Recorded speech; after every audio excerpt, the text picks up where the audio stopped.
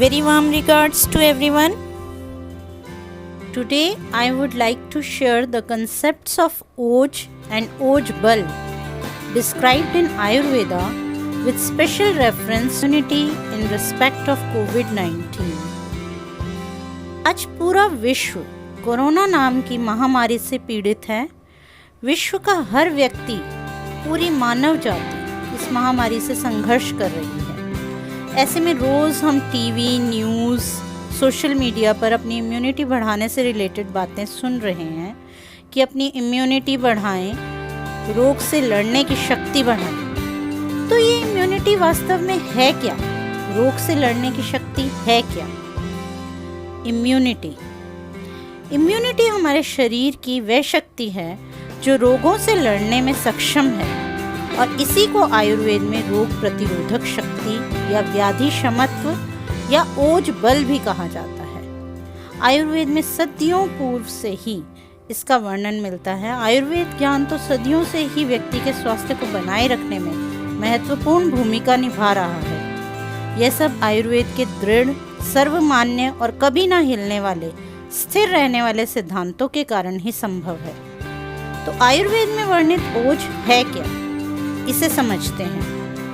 ओज को शारीरिक धातुओं या टिश्यूज, धातु होता है टिश्यूज का परम सूक्ष्म सार या एसेंस कहा गया है।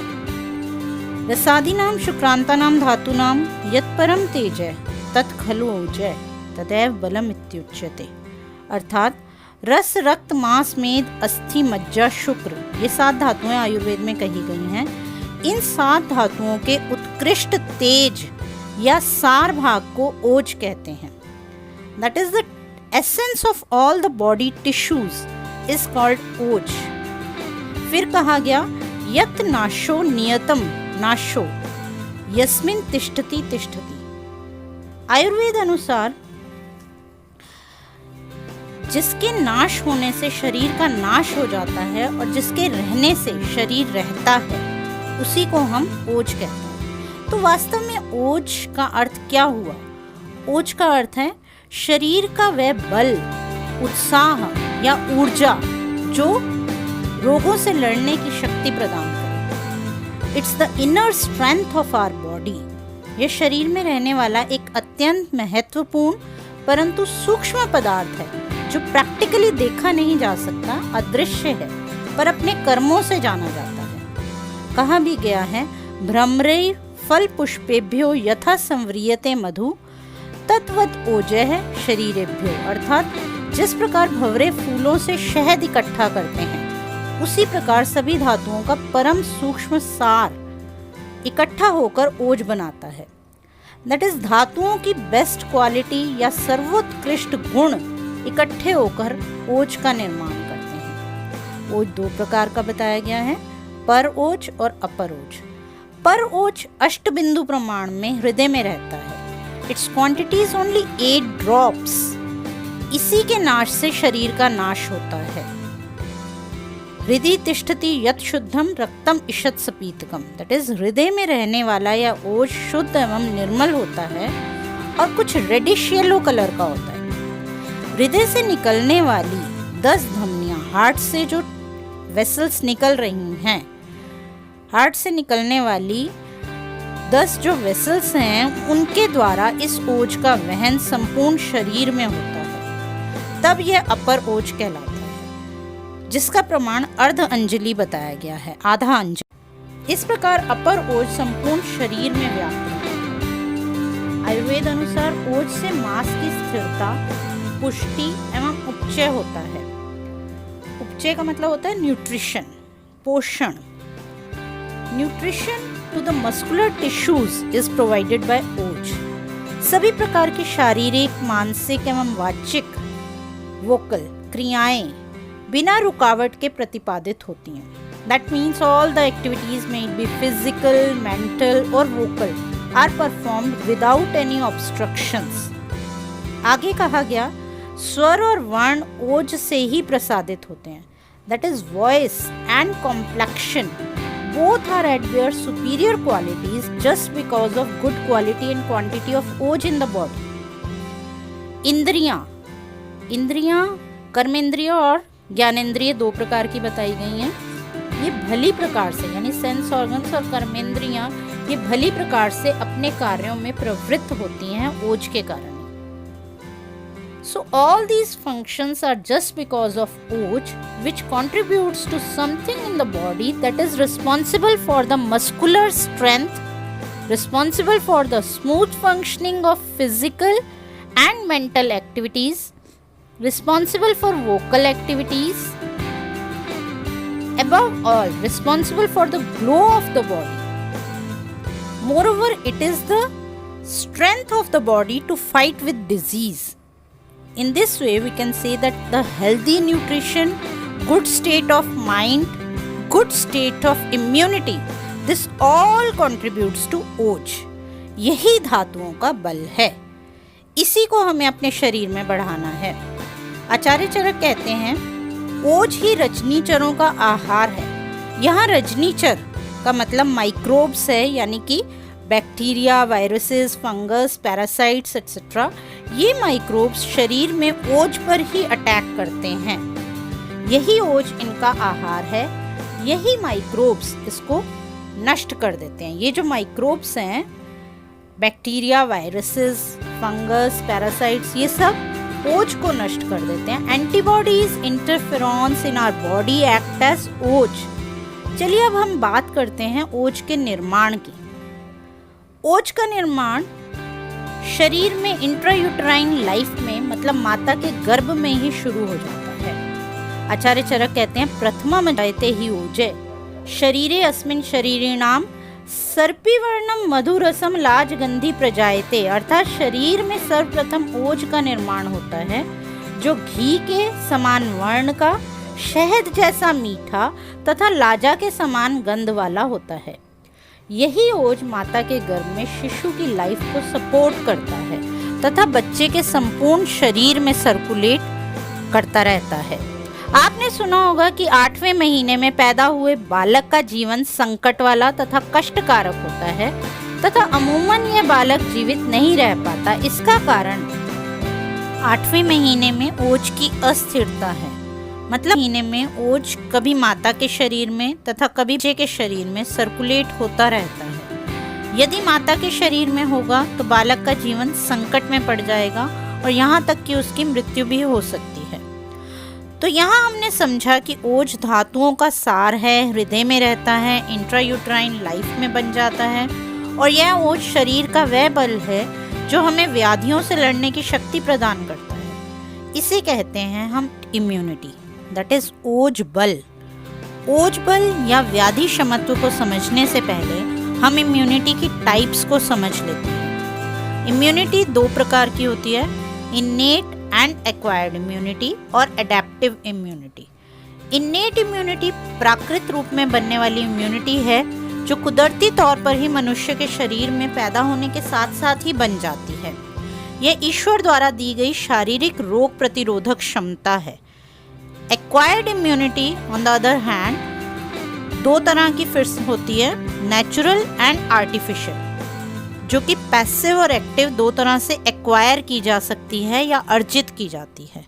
पहले हम बात करते हैं इन्नेट इम्यूनिटी की, जो कि ईश्वरीय देन है। For example enzymes present in mucus, tears and saliva, coughing and sneezing reflex on foreign body arrival in the body, mucus present in respiratory pathway and in gastrointestinal tract, cilia or hair present in respiratory tract to entrap the foreign material, acid present in stomach as well as sweat, bacteria present in gut, intact skin, antibacterial proteins and zinc in semen.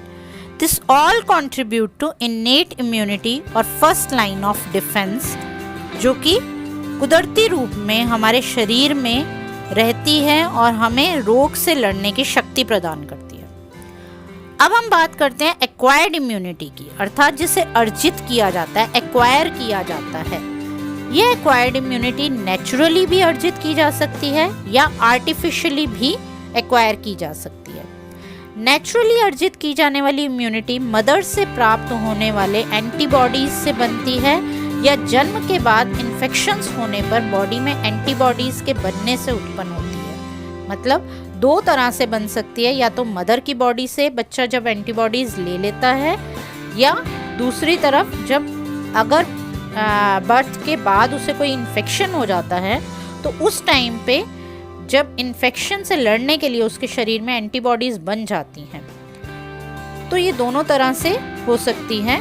This is called naturally acquired immunity. Mother से प्राप्त antibodies से उत्पन्न होने वाली immunity जो है उसे हम पैसिव इम्यूनिटी कहते हैं, क्योंकि बने बनाए एंटीबॉडीज माता के शरीर से बच्चे के शरीर में प्रवेश कर जाते हैं थ्रू इंट्राप्लेसेंटल सर्कुलेशन और थ्रू ब्रेस्ट फीड।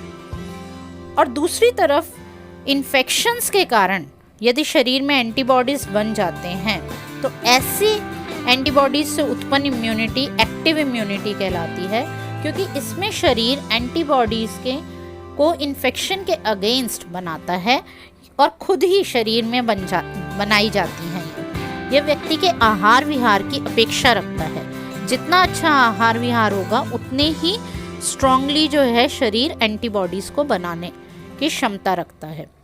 इसी को हम युक्तिकृत बल कहते हैं, और इसी को बढ़ाने की बात हो रही है, जो हम आहार विहार से हम इसे ठीक कर सकते हैं, अपनी इम्यूनिटी को स्ट्रॉन्ग कर सकते हैं। यही युक्तिकृत बल को हमें बढ़ाना है।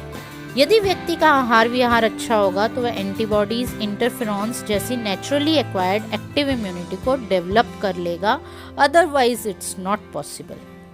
तो ये तो हुई नेचुरल इम्यूनिटी की बात। इसी तरह से आर्टिफिशियल इम्यूनिटी, जो कि आर्टिफिशियली शरीर में एंटीबॉडीज को प्रवेश कराया जाता है, ये भी पैसिव और एक्टिव दो तरह की होती है। डायरेक्ट बने बनाए एंटीबॉडीज को यदि शरीर में प्रविष्ट कराया जाए तो उसे पैसिव इम्यूनिटी कहते हैं, जैसे कि एंटीबॉडी कंटेनिंग सीरम और इम्यूनोग्लोबुलिन्स फ्रॉम अनदर पर्सन और एनिमल। दूसरी तरफ एक्टिव आर्टिफिशियल इम्यूनिटी है, जो कि वैक्सीनेशन प्रोसेस है, जिसमें सेफ क्वांटिटी में एंटीजन को बॉडी में प्रवेश कराया जाता है, जिससे कि बॉडी स्वयं अपने एंटीबॉडीज बना ले। And more important here is that circulating long lived B memory cells को डेवलप कर ले बॉडी, ताकि फर्दर जो है ये लॉन्ग लाइफ मतलब रहती है in comparison to the passive immunity. तो अब हम ओज बल या व्याधि क्षमत्व की बात करते हैं, क्योंकि अब हम इम्यूनिटी के टाइप्स को समझ चुके हैं। तो यह बल 3 प्रकार का कहा गया है: सहज बल, कालज बल और युक्तिकृत बल। सहज बल इन्नेट या इनबॉर्न इम्यूनिटी है, जो सहज ही शुक्र शोणित के संयोग के समय में बालक के शरीर में प्राकृत रूप में विद्यमान रहती है, जो ईश्वरीय देन बताई है। नेचुरली एक्वायर्ड पैसिव इम्यूनिटी, जो माता के शरीर से इंट्राप्लेसेंटल सर्कुलेशन और ब्रेस्ट फीड के थ्रू बच्चे के शरीर में पैसिव रूप में चली जाती है, वो भी सहज बल है। ये व्यक्ति का सहज बल है। अब दूसरा कहा कालज बल, जो व्यक्ति की उम्र और ऋतुओं की अपेक्षा करता है। फॉर एग्जाम्पल, युवावस्था में ओज बल या व्याधि क्षमत्व वृद्धावस्था की अपेक्षा अधिक होता है। इसीलिए तो हमारे प्रधानमंत्री जी भी लगातार बुजुर्गों का ध्यान रखने के लिए कह रहे हैं, क्योंकि बुजुर्गों में जो है ये कालज बल कम होता है एज कंपेयर टू युवा। दूसरी ओर ऋतुओं की बात करें तो आदान काल की ऋतुएं शिशिर, वसंत, ग्रीष्म में ओज बल कम होता है, तथा विसर्ग काल में वर्षा, शरद, हेमंत में कंपैरेटिवली यह बल अधिक होता है। तीसरा और अंतिम महत्वपूर्ण बल है युक्तिकृत बल, जो कि मैंने पहले ही बताया कि नेचुरली एक्वायर्ड एक्टिव इम्यूनिटी है, जिसमें शरीर में उत्तम आहार विहार, औषधियों से एंटीबॉडीज को बनाया जाता है। आपने देखा होगा कि एक ही बीमारी से यदि 2 व्यक्ति अफेक्टेड हो जाएं, तो दोनों में उसके लक्षण अलग अलग दिखाई देते हैं। अगर इम्यूनिटी स्ट्रांग हो तो एक व्यक्ति उस बीमारी से शीघ्र ही लड़ लेता है, और दूसरा व्यक्ति जिसका खान पान अच्छा नहीं है वह उस इन्फेक्शन के अगेंस्ट एंटीबॉडीज ही नहीं बना पाता और जल्दी ही फीवर जैसे लक्षण शो करता है। तो ये युक्तिकृत बल के अपने आहार पर डिपेंड करता है। न्यूट्रिशियस एंड हेल्दी डाइट लेने वाला व्यक्ति और साथ ही प्राणायाम, योगासन, मेडिटेशन करने वाला व्यक्ति युक्तिकृत बल से भरपूर होगा। और दूसरी तरफ जंक फूड्स, अनहेल्दी डाइट, प्राणायाम, मेडिटेशन ना करने वाले व्यक्ति का युक्तिकृत बल अच्छा नहीं होगा। कहा भी है, आयुर्वेद में कहा गया है, नाच सर्वाणी शरीराणी व्याधि शमत्वे समर्थानि भवन्ति। मतलब एक जैसा नहीं होता सबका शरीर, सभी व्याधि से लड़ने में एक जैसी समर्थता नहीं रखते हैं। आयुर्वेद में कुछ ऐसी रसायन औषधियों का वर्णन मिलता है जो हमारी रोग प्रतिरोधक क्षमता को बढ़ाती हैं। आयुष मंत्रालय ने जो इम्यूनिटी बूस्टर काढ़ा बताया है, जो हम रोज टीवी, व्हाट्सएप, सोशल मीडिया पर सुन रहे हैं, उसका विशेष आधार शरीर में रहने वाले इसी युक्तिकृत बल को बढ़ाना है। The idea behind it is that if you don't have a potent weapon to combat the enemy, enemy कौन है? आज पूरे विश्व में कोविड-19 वायरस एक एनिमी के रूप में उभरा हुआ है और विनाश और प्रलय का कारण बना हुआ है, जिसका कि इलाज अभी तक संभव ही नहीं हो पाया है। तो if you don't have a potent weapon to combat the enemy, best is to protect yourself with a strong and effective shield. तो यहाँ मैं आपको इसी strong and effective shield के बारे में बताऊंगी कि कैसे हम इस शील्ड को, यानी कि ओज नामक शील्ड को स्ट्रॉन्ग बनाएं, अपने शरीर को रोग से लड़ने के लिए तैयार करें। कैसे करें? सबसे पहले तो आयुष काढ़ा बनाने का तरीका समझ लीजिए। 4 चीजों से यह काढ़ा बनता है: तुलसी, दालचीनी, शुंठी और काली मिर्च। तुलसी 4 भाग, दालचीनी 2 भाग, शुंठी 2 भाग, काली मिर्च 1 भाग, ये सब मिलाकर रख लें। इसमें से 3 ग्राम को 150 ग्राम गर्म पानी 150 ml गर्म पानी में डालकर उसमें गुड़, मुनक्का या नींबू का रस डालकर सेवन करें। गोल्डन मिल्क का सेवन करें। गोल्डन मिल्क क्या है? 150 ml गर्म दूध में आधा चम्मच हल्दी डालकर लेना है। डेली च्यवनप्राश का सेवन करें। खाना बनाने में हल्दी, लहसुन, जीरा, धनिया आदि का प्रयोग जरूर करें। फिर कहा गया कि तेल या नारियल का तेल या घी को नाक के दोनों नथुनों में डालें। तेल या नारियल तेल को 2-3 मिनट तक मुंह में रखने को भी बताया गया है और 2-3 मिनट बाद उसे थूक दें। फिर गर्म पानी से गार्गल्स कर लें। खांसी आने पर ताज़ा पुदीना या अजवाइन की भाप लें। लौंग का पाउडर शहद या शक्कर से ले सकते हैं। सिम्टम्स दिखाई दें तो डॉक्टर को जरूर दिखाएं। योगासन और प्राणायाम पर विशेष ध्यान दें। आयुर्वेद में और कुछ ऐसे, ये तो आयुष मंत्रालय की गाइडलाइंस हैं, आयुर्वेद में कुछ ऐसे द्रव्य बताए गए हैं जिनका सेवन, आहार के ऐसे गुण भी बताए गए हैं जिन गुणों वाले आहार का सेवन किया जाए, और कुछ औषधियां भी बताई गई हैं। आयुर्वेद में कहा गया है कि मधुर स्निग्ध शीतानि च हितानि, ओजवर्धन के लिए बताया कि जो आहार मधुर स्निग्ध शीतानि च हितानि, मधुर हैं, स्निग्ध हैं, शीतल हैं, वो सब हितकर होते हैं ओज को बढ़ाने के लिए। जैसे कि दूध, घी, मक्खन, फल फ्रूट आदि, इन सब का सेवन किया जा सकता है। फिर कहा गया क्रिया विशेषयी रसायन वाजीकरण आदि भी, अर्थात ओज बढ़ाने के लिए विशेष रूप से रसायन और वाजीकरण औषधियों का सेवन करें, जैसे अश्वगंधा, शतावरी, आंवला, गुड़ूची, त्रिफला, त्रिकटु आदि।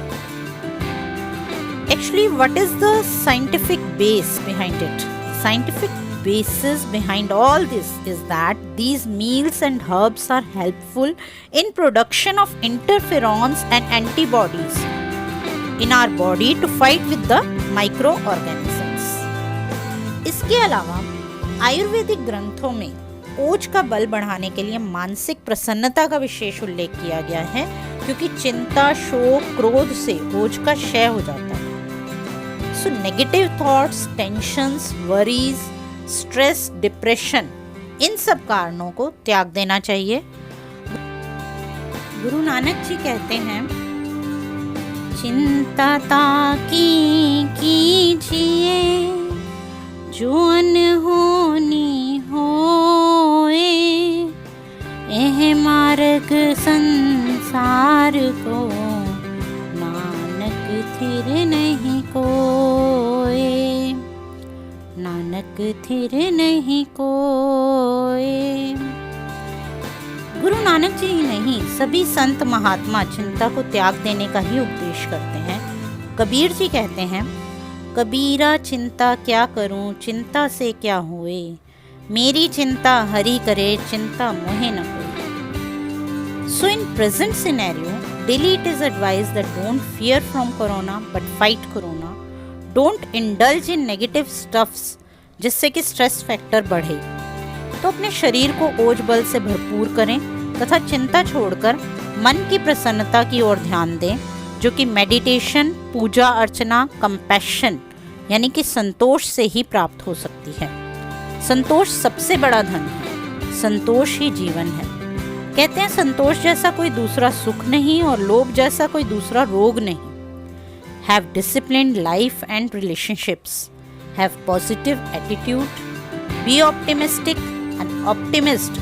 You have heard about this quote that an optimist sees opportunity in every difficulty and a pessimist sees difficulty in every opportunity. ये सब मानसिक गतिविधियाँ भी आपके ओज को बल प्रदान करती हैं। यदि ओज का शरीर में क्षय हो जाए तो व्यक्ति हमेशा डरा डरा सा रहता है, हमेशा चिंता में डूबा रहता है। कैसे पता चलेगा कि ओज का शरीर में क्षय हो गया है? तो उसके लक्षण क्या हैं? कि व्यक्ति हमेशा डरा हुआ, सहमा सा रहता है, चिंता में डूबा रहता है, उसकी इंद्रियां व्यथित या थकी हुई सी रहती हैं, मन दुर्बल होता है। मन दुर्बल होने का मतलब है कि कोई भी परिस्थितियों को वो ठीक से हैंडल नहीं कर पाता है। शरीर का ग्लो कम हो जाता है, शरीर रूक्ष और कृश that is dry and weak हो जाता है। मेंटल एंड फिजिकल एक्टिविटीज ठीक से नहीं कर पाता है। ओज का क्षय एकदम से नहीं होता, ये भी 3 स्टेजेस से होकर गुजरता है। सबसे पहले तो ओज हृदय से, हार्ट से च्युत होता है, यानी कि फ्लो होता है, ऊज डाउन हो जाता है, ऊज आउट होता है। तो जब वो हार्ट से ऊज आउट होना शुरू हो जाता है तो उसको हम बोलते हैं ओजो विसरंस। इसमें क्या मिलता है? इसमें संधि विश्लेष या डिसलोकेशन ऑफ द जॉइंट्स या गात्रों, या गात्र मतलब होता है अंग, अंगों में पीड़ा that is pain all over the body जैसे लक्षण मिलेंगे। दोषों का अपनी जगह से कहीं और फैल जाना, क्रियाओं में रुकावट that is physical and mental activities में ऑब्स्ट्रक्शन या ठीक से काम ना करना, ये सब लक्षण मिलते हैं। उसके बाद की स्थिति को हम ओज व्यापत कहते हैं। ओजो व्यापत जिसमें कि ओज दूषित होकर विकृत स्वरूप का हो जाता है। ओज जो है वो दूषित हो चुका होता है। इसमें अंगों में जकड़ाहट और भारीपन मिलता है that is stiffness and heaviness, वातिक शोफ that means non pitting oedema, वर्ण भेद, चेंज ऑफ कॉम्प्लेक्शन, ग्लानी, गिल्ट फीलिंग, तंद्रा, निद्रा, ड्राउजीनेस, स्लीपीनेस आदि लक्षण मिलते हैं। इस स्टेज पे भी यदि चिकित्सा ना की जाए और रसायन आदि औषधियों का सेवन ना किया जाए तो अंत में ओज का कंप्लीट क्षय हो जाता है, जिसमें कि ओज का प्रमाण ही क्षीण हो जाता है, उसकी क्वांटिटी जो है वो कम हो जाती है। सबसे पहले ओज जो है वो ऊज आउट हुआ, देन विकृत हो गया, अब जो है उसका प्रमाण यानी क्वांटिटी कम हो गई। तो क्वांटिटी कम होना डेंजरस बताया गया है। ऐसे में मूर्छा, मांस आदि धातुओं का क्षय, मोह दैट इज अज्ञान और संज्ञाहीनता, प्रलाप और अंत में मृत्यु ही हो जाती है। इसलिए अपने इम्यून सिस्टम को बूस्टअप करें, अच्छा आहार विहार करें, स्वस्थ रहें, मानसिक तनाव से बचें। अच्छा हाँ, एक बात और, अल्कोहल का सेवन ना करें। अल्कोहल में पाए जाने वाले गुण ओज में पाए जाने वाले 10 गुणों का, ओज में जो 10 गुण बताए गए हैं जैसे कि गुरु, शीत, मृदु, लक्षण, बहल, मधुर, स्थिर, इन सभी गुणों का नाश कर देते हैं। इधर आप आहार विहार औषधियों से अपना युक्तिकृत बल बढ़ा रहे हैं और दूसरी तरफ उसी बल का मद्य सेवन करके नाश कर देते हैं। तो इसमें कहाँ की समझदारी है? तो कृपया करके मद्य का सेवन ना करें, अपनी इम्यूनिटी को बढ़ाएं, अपना ध्यान रखें।